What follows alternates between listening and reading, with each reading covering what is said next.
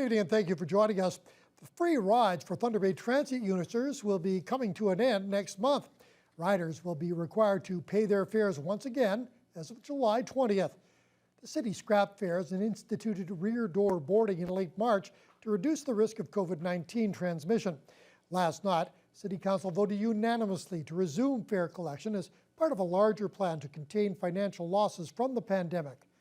Brad Loroff is the manager of transit services. He says due to the free rides, the city's losing about $400,000 a month in revenue. And he says the upcoming changes will also include a phasing out of punch passes.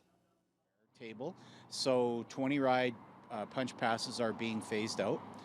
Anyone holding a 20 ride pass will be able to come to our office here at Fort William Road and exchange out any remaining rides that they'll have on their pass for tickets.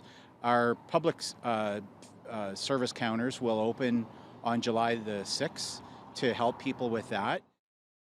The July 20th start date will also include the return of passenger boarding through the front doors, and they will notice drivers will have safety shields in place.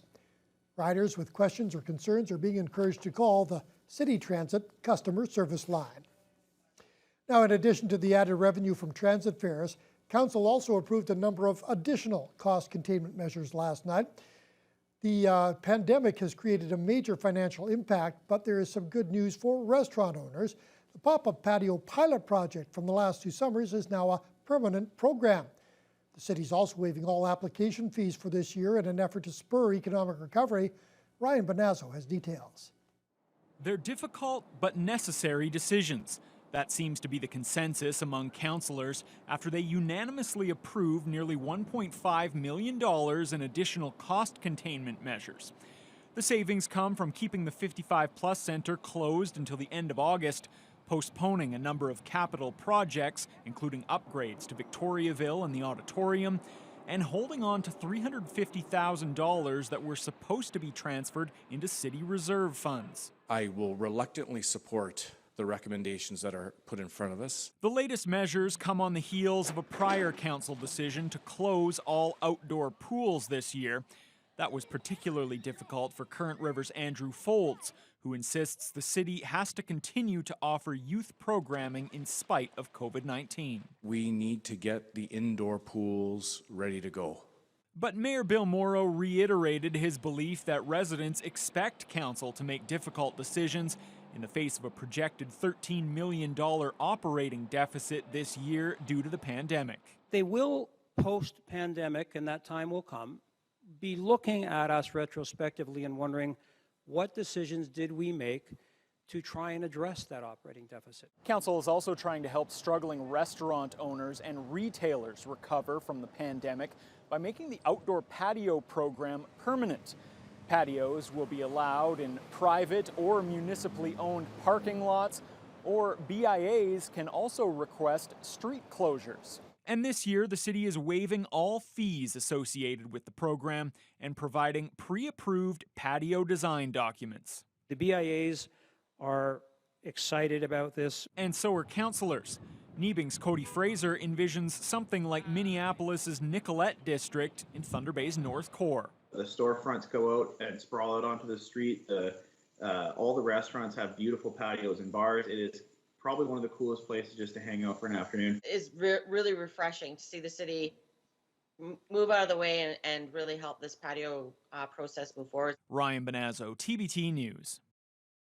It's billed as a nuisance bylaw, but one city councillor says the idea is actually to give police and city bylaw officers more power to fight the illicit drug trade in Thunder Bay. Aldo Roberto provided a motion to council last night asking city staff to research how other municipalities use nuisance bylaws as a tool to help get rid of drug houses. Northwood's Shelby Chung, however, says she has major concerns about giving officers more power just days after more than 2,000 people attended a local Black Lives Matter rally protest. Her word prompted a strong rebuke from Roberto. I understand that there's places that operate very nefarious activities, whether it's sex trafficking, gun trafficking, gangs. We've heard it all. I'm really concerned that this report can be used as a tool to keep the poor oppressed. This is not about saying to people, oh, we just want to hammer the poor people. We want to hammer the indigenous people. They're the ones that need the help the most. They're being affected the most. And here we are talking about, okay, let's be very careful here because we don't want to do it. The police are human beings. Stop this. They're not racist, all racist. They're human beings. They're trying to help people. And they've been doing that. And they've changed. They've changed a lot in the last couple of years. But we keep talking about race. This is not a race issue. This is about drugs, about people getting killed, addicted, ruining lives. Focus on that.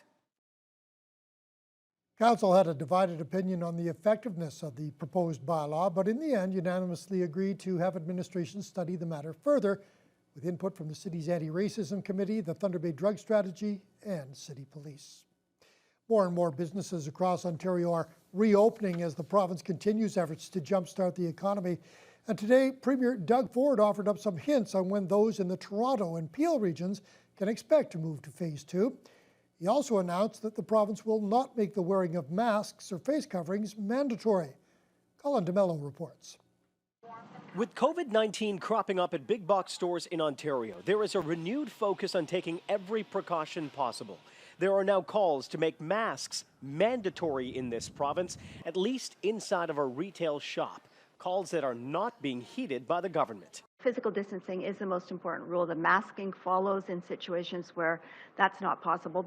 The request for mandatory masks came from the mayor of Markham, who is worried about this Friday's reopening and Toronto residents heading north of the city. We need the same rules right across the province of Ontario. It's a necessary step to ensure that we do not see a spike in a second wave. Today, while the premier stressed the importance of masks, I highly recommend when you go out, wear a face mask. He also said he doesn't want to force retailers to implement a no mask, no service policy.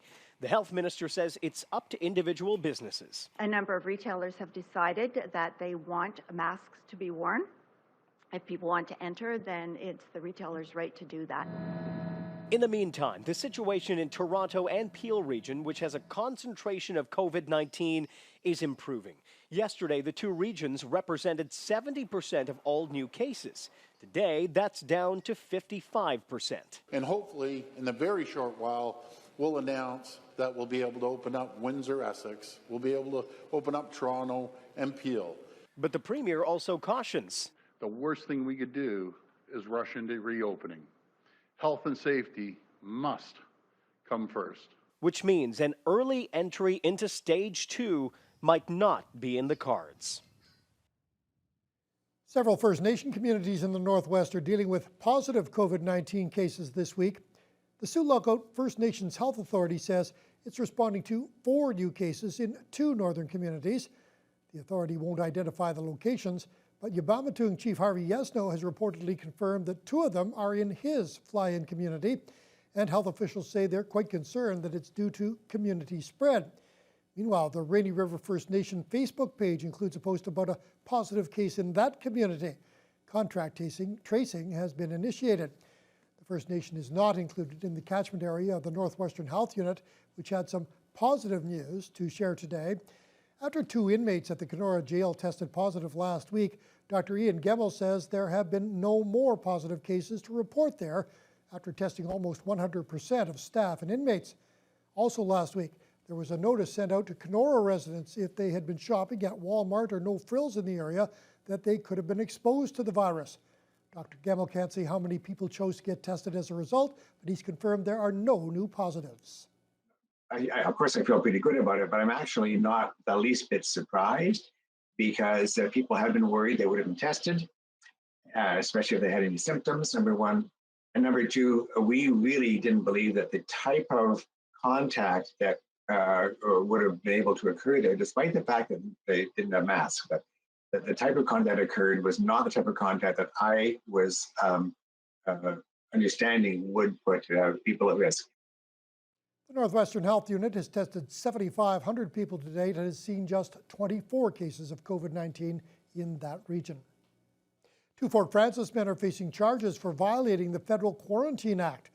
Those charges come following a joint investigation involving Fort Frances OPP, Canada Border Services, and the Public Health Office of Canada. They say a 62-year-old Fort Frances man and his 19-year-old son had returned home from the U.S. on June 1st and were ordered to quarantine in their home for 14 days. But the pair were subsequently observed at the Fort Frances boat launch getting into their boat in violation of the order. These are the first charges laid in the Rainy River District for ignoring quarantine restrictions. The charges come with a $1,000 fine and a $135 victim surcharge. Documents obtained through a Freedom of Information request by Dougal Media are shining more light on the financial situation at the former Resolute Mill in Fort Frances. The province's Forest Sector Prosperity Fund invested $23 million into that mill's new cogen plant in 2007. But when Resolute shut down the operation back in 2014, the government said that violated a clause that the mill needed to remain in operation. The company was then ordered to repay the investment plus interest. But then in 2017, the government agreed to waive Resolute's obligation to repay the money. The waiver document that we were issued notes that the company spent more than the $23 million investment just to maintain the mill property after it closed in hopes of selling it. And it points out that the company's overall investment across the Northwest adds up to nearly $200 million in that time frame. Fort Frances property was eventually sold in July of 2019 to River's Edge Developments. Fort Frances Mayor June Call says she still believes River's Edge is planning to demolish the mill. Richardson International continues to investigate the explosion and fire that broke out at their Thunder Bay grain elevator on Sunday afternoon. A company spokesperson describes it as a small fire in their pellet plant, which resulted in all personnel being evacuated. It caused the facility to close while an investigation took place. Richardson officially says that the normal operations have now resumed and fire crews have cleaned up the scene. Union head Herb Danaher, who represents local grain handlers, says he's hoping to get more details about the fire, but says the safety mechanisms put in place in the grain dust filtration system did what they were designed to do, with far less damage done compared to grain dust explosions from decades ago.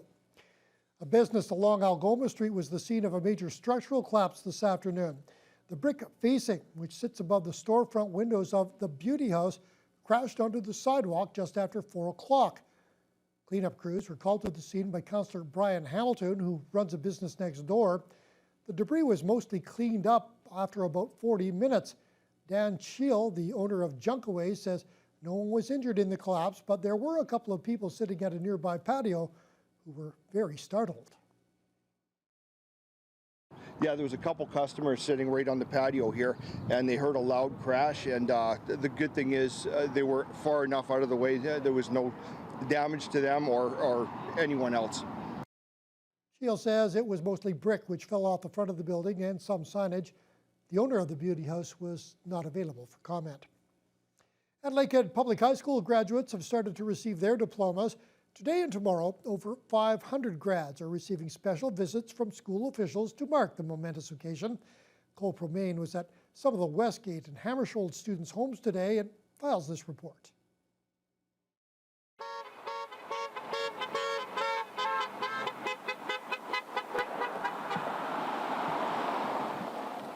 Due to the pandemic, Lakehead board staff and administrators have had to be creative to make sure all their graduates get the recognition they've worked so hard for. So they're hitting the road this week to hand deliver the graduating students gowns and diplomas. The drop-in started Tuesday and will continue all day Wednesday.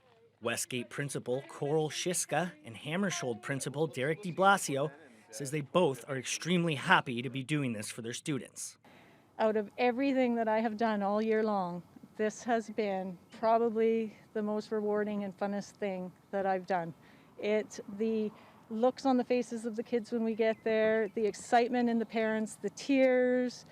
It's amazing. It really, really is a wonderful experience. We're looking forward to it. We're going to be taking lots of pictures, and we're excited to see, and many of the parents we haven't met before, so it's nice to see them, and so it's really nice that we're able to do that. It's kind of a nice personal touch. So. Students will be presented with a 2020 Grad Lives Here lawn sign, a cap and gown, their diploma, and any awards or bursaries they may have won. Hammersholt valedictorian Kiana Nazer and Westgate Triple Award winner Brenna Prouse both say they were very touched by their school's efforts. When I found out that this was happening, I was completely shocked. Like, I never would have thought that something this special would happen, because I know that we were all kind of wondering, like, over the last few months what it was going to look like. But then when they put it up on the Facebook, that was just a complete shock. Like, I don't even know how to explain it, is that it's so special that we have people looking out for us like that. To me, it just means like that I get that sentiment, because, you know, I'm going to look back on these pictures 40, 50 years from now and be like, yeah, that was my grad. And they really put their feet out and made sure that they were able to do something for us, because, you know, this is definitely a momentous occasion in anybody's life. We'll feature some of the Superior Collegiate grads on the Wednesday News Hour. Lakehead board officials are hopeful that come the fall, they can host a convocation for their 2020 grads. Cole Promain, TBT News.